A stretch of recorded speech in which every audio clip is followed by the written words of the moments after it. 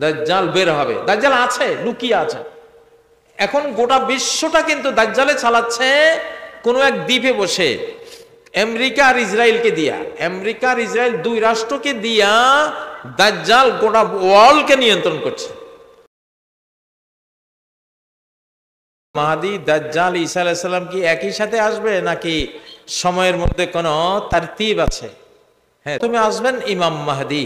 ইমাম মাহদি থাকবেন 7 থেকে 9 বছর। ইয়ামলিক 7 সিনিন আও 9 সিনিন। ঈসা আলাইহিস সালাম বলছেন যে সে 7 বছর অথবা 9 বছর বিশ্ব পরিচালনা করবে। সুনানের হাদিসের কিতাবগুলির মধ্যে এই রাওয়ায়াতটি রয়েছে।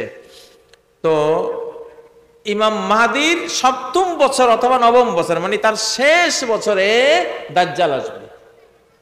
তার বিশ্ব শাসনের কততম বছর? শেষ বছরে কে আসবে?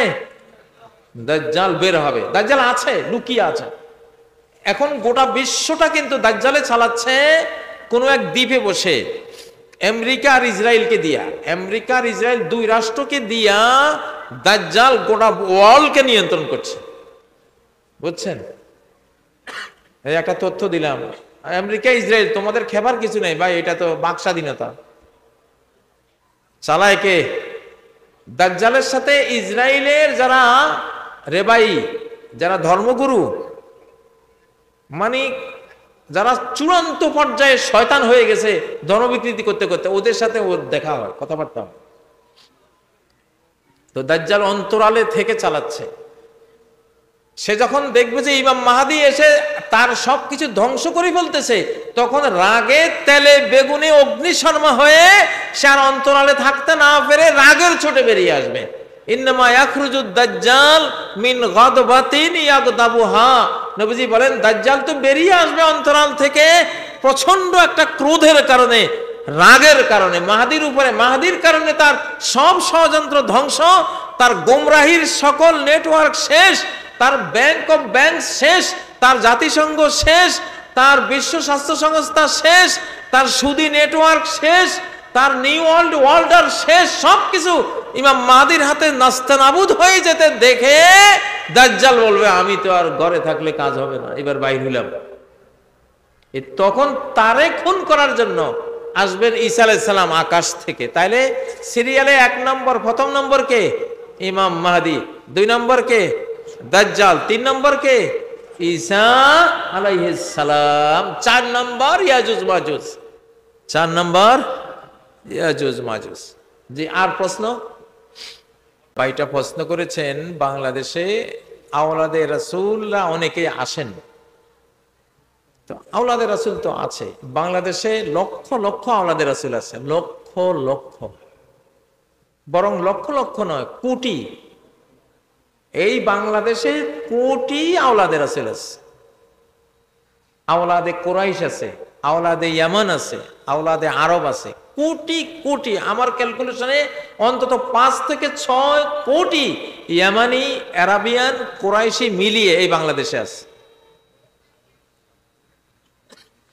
যাদের বাম হাতের আঙ্গুল এরকম, এই 3টা আঙ্গুলের সিরিয়াল দেখেন, যাদের বাম হাতের 3 আঙ্গুলের সিরিয়াল, এই মানে যাদের বাম হাতের 3টা আঙ্গুল, এইটা নিচু আর এইটা উঁচু, এরা সব আরব বংশ। এই যে আমাদের বংশ তো ইব্রাহিম আলাইহিস সালামের বংশ, ওটা আমরা জানি। আমি আরব দেশে গিয়ে দুবাইতে, কাতারে, সৌদি আরবে অনেক আরাবিয়ানকে বলছি, দেখি তোমার আঙ্গুলটা দেখি, আঙ্গুল বাম হাতের 3 আঙ্গুল দেখি। তা আমার গুলি যেরকম ওদের গুলি এরকম। আমার ওটা এইটা আমি এর আগে জানি, আমার শরীরে সিল মারা আছে, তো আরবি একটা সিল আছে, এটা জন্মগত সিল। তো যাই হোক, আমি ওই সিল থেকে আমার বংশ আমি ধরেছি। তো কিন্তু এইটা হলো আল্লামা মাকদুনী রহমতুল্লাহ আলাই, বংশ বিশেষজ্ঞ আল্লামা মাকদুনী রহমতুল্লাহ আলাই, তিনি বলেছেন যাদের বাম হাতের এটা বাম হাতের মানে কনিষ্ঠার সাথে যে আঙ্গুলটা এটা উঁচু, আর মধ্যমার আগের যে আঙ্গুল এটা নিচু, এগুলি সব আরবি বংশ। এরকম লোক বাংলাদেশে অন্তত 5 থেকে 6 কোটি আছে। এদের মধ্যে আওলাদের রাসূল আছে লক্ষ লক্ষ। এই জন্যই বাংলাদেশের প্রতি আল্লাহর এত মায়া, এত মায়া। এই জন্যই চারদিকে শত্রু, আকাশের দিকে খোলা। আল্লাহু আকবার।